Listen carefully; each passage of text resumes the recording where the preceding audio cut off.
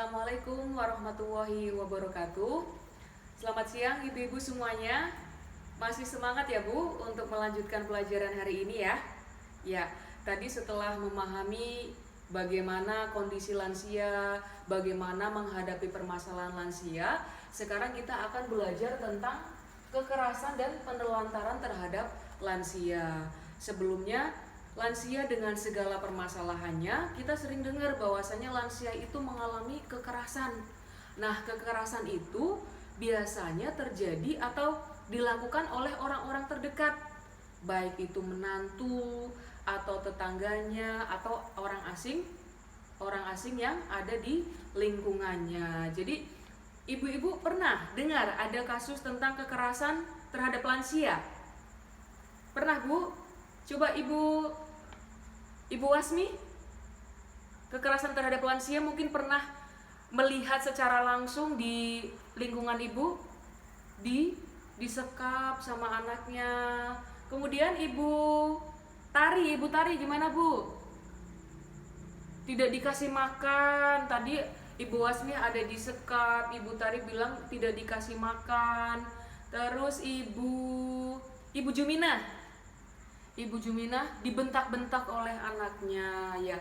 Tadi itu bukan contoh tapi hal fakta yang terjadi di lingkungan sekitar kita tentang perlakuan terhadap lansia yang tidak baik untuk dicontoh. Jadi mungkin saja bisa jadi kita itu pernah melakukan tanpa sengaja atau tanpa disadari.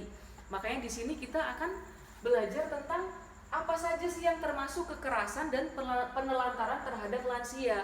Jenis kekerasan di sini ada kekerasan fisik, kekerasan yang dilakukan sehingga menyebabkan rasa sakit, luka, cacat atau penyakit. Contohnya mendorong, mencubit, kemudian memukul, tidak menyediakan makan dan minum.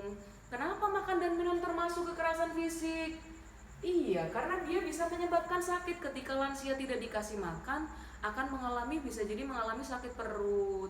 Dan makan dan minum itu juga kan hak yang harus diberikan kita kepada lansia. Kemudian yang kedua, jenis kekerasan yang kedua ada verbal atau kata-kata, yaitu tindakan menggunakan kata-kata yang seringkali menyakitkan hati. Contohnya menyebut nama saja, jadi tanpa ada embel-embel Bu atau Pak, langsung namanya. Itu kan juga tidak sopan ya Bu, jangan sampai kita melakukannya. Terus yang kedua menghina, baik menghina secara fisik atau secara tampilannya seperti itu. Terus selanjutnya mengancam, itu kan pakai kata-kata mengancam. Awas ibu kalau, itu sudah mengeluarkan kata-kata ancaman. Kemudian menakut-nakuti, membentak, marah dengan kata-kata. Kembali lagi karena verbal itu kan yang menggunakan kata-kata yang bisa jadi menyakitkan hati lansia tersebut. Kekerasan selanjutnya kekerasan emosi. Kekerasan emosi, tindakan atau sikap yang menimbulkan rasa tidak nyaman bahkan trauma, termasuk penelantaran.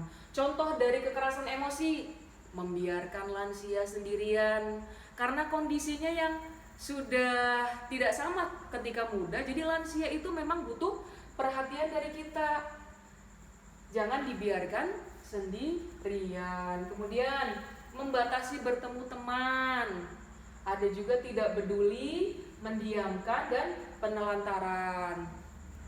Di wilayah kita pernah ada kasus tentang lansia penelantaran, tapi alhamdulillah semuanya sudah diatasi. Di pihak keluarga anaknya juga sudah diberi pemahaman sehingga timbul kesadaran bagaimanapun kondisi lansia atau orang tuanya, memang anak-anak tetap bertanggung jawab kepada orang tuanya sebagai wujud bakti anak kepada orang tuanya.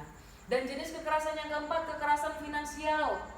Kekerasan finansial bisa juga disebut penyalahgunaan harta milik lansia. Di sini contohnya memanfaatkan uang lansia. Contohnya di PKH itu kan ada kategori lansia. Ketika pengurus PKH itu anaknya, anaknya tersebut perlu menyampaikan bantuan kategori lansia kepada orang tuanya. Jadi terbuka seperti itu. Kemudian menggunakan uang lansia tanpa izin. Ya Bu, jadi harus izin dulu meskipun meskipun kita ada kebutuhan mendesak, kemudian lansia di rumah kita punya uang, tetap harus seizin lansia tersebut. Kemudian tidak memberikan keleluasaan menggunakan uang, terlalu membatasi. Lansia pengen ini tidak boleh, pengen makan ini, pengen menggunakan uangnya untuk membeli makanan kesukaan tidak boleh. Itu juga termasuk kekerasan ya Bu. Jadi di sini ada 4 jenis kekerasan, kita ulas kembali, ada fisik, verbal, emosi, dan finansial. Jadi setelah tahu kekerasan 4 jenis kekerasan ini, kita perlu belajar bahwasanya kadang ada hal-hal yang pernah kita lakukan terhadap lansia itu termasuk salah satu dari kekerasan yang tadi kita pelajari sama-sama. Ya Bu, jadi sudah bisa dipahami apa yang saya sampaikan ya Bu? Iya, ada yang mau ditanyakan nggak Bu? Khususnya tentang kekerasan terhadap lansia? Tidak ada? Insya Allah paham semua ya Bu. Setelah kita belajar tentang jenis-jenis kekerasan ini, kita harus mulai memperbaiki diri, kemudian memperbaiki diri dalam menghadapi lansia yang ada di rumah kita.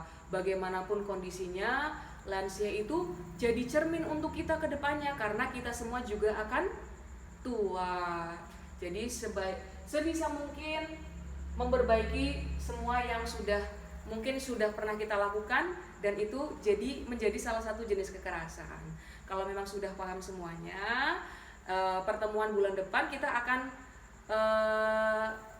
ulas kembali agar ibu-ibu juga lebih memahami lagi. Kalau ada yang mau ditanyakan, mumpung belum saya tutup, silahkan ditanyakan Bu.